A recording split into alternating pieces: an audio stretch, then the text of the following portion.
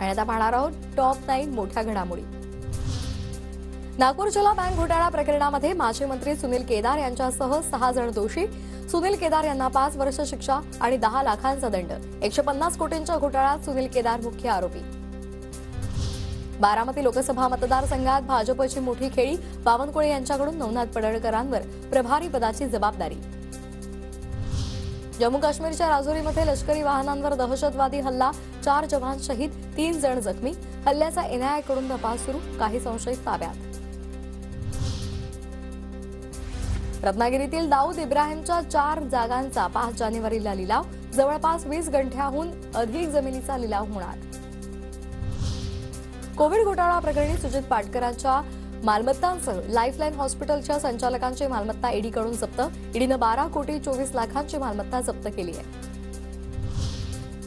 महाडमध्ये शिंदे गट आणि ठाकरे गटात राडा। भरत गोगावले यांच्या वक्तव्यावरून दोन्ही गट भिडले।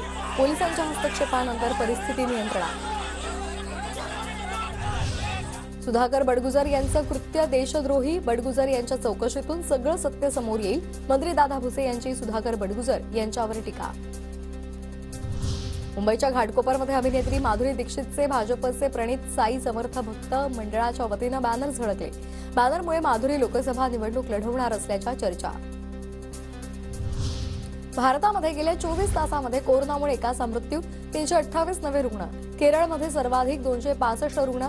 देशामध्ये JN1 व्हेरियंटचे आता 2997 सक्रिय रुग्ण।